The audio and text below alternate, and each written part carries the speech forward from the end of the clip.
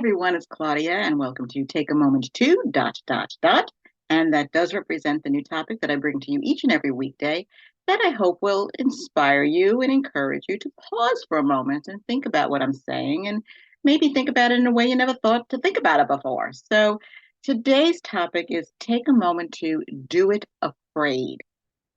Again, speaking for myself, I used to let fear paralyze me. I wouldn't do something because like, what if this happens? What if that happens? Oh my goodness, if, and most of the times it wasn't even a basis of fear in reality.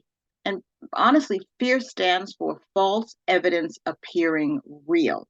How many times do we believe a lie? How many times do we believe something that's never going to happen, but we make it so large and it looms over us that it's reality instead of something that it's just false. And so, I mean, I used to have panic attacks because I couldn't face what the possibility of something happening, or if something was happening, not being able to work myself through it, and I'd have a panic attack. It was horrible. But I learned that even though I may have some fear or I may be trepidatious about stepping out and doing something, I've learned to let my faith guide me and to drive forward, to move forward, and to do it afraid. Even if I'm afraid of something and it might not work out right, so what? There's always a way to correct a mistake. There's always a way to make things change something if it's the wrong outcome, or just dust ourselves off, pick ourselves up, and move on. That's just basically what we can do. Nothing is catastrophic. Honestly, I'd say a majority of things are not catastrophic. But to do it afraid, to just suck it up and keep going, because sometimes we set dreams and visions for ourselves that seem so large, but we should have to stretch ourselves. We should set goals that are bigger than we are, and be able to like really make it happen by doing it afraid because it's so big and it's beyond us. And that's where our trust in the Lord comes in.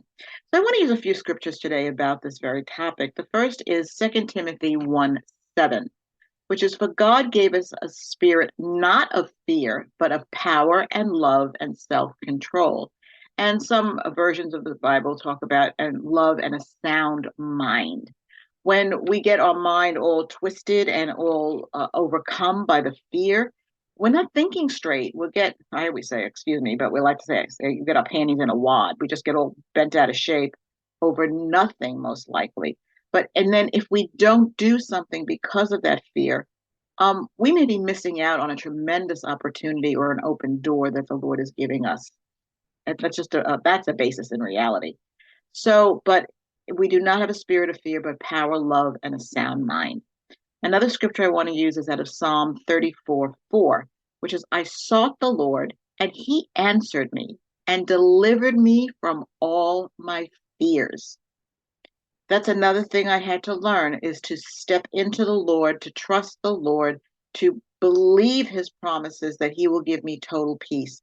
And that's another thing I've learned to do. If I'm trepidatious about something, or I'm not uncomfortable about something, I will seek the Lord. I'll pray, I'll fast, I'll do whatever I need to do until I get that sense of knowing that it's okay. And I may still be in my human self, stepping out in a little trepidation and fear, but I'm going to do it because I overall do have a peace from the Lord that it's right, it's the thing to do. Another scripture is out of Proverbs 29:25, which is, the fear of man lays a snare, but whoever trusts in the Lord is safe. How many times do people say things that trap us up, trip us up, when they know no more than we do? And sometimes it's the naysayers in our lives, the people who no, no, no, no, no, that'll never work. I mean, I've had a lot of those in my life too, and I was one of them for my own self.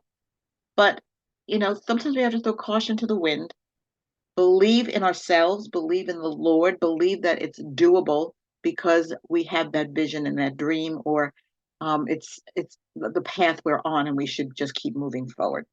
The last scripture I want to use today is out of Psalm 27:1, which is, the Lord is my light and my salvation. Whom shall I fear? The Lord is the stronghold of my life. Of whom shall I be afraid? When we put our trust in the Lord, when we look to him, when we keep our eyes on Jesus, Nothing can overtake that. Nothing can overtake him because he is the strong man in our life. He is the one that holds us up. He is the one that guides us, sustains us, provides for us, protects us. Man can't do anything to us when the Lord is on our side.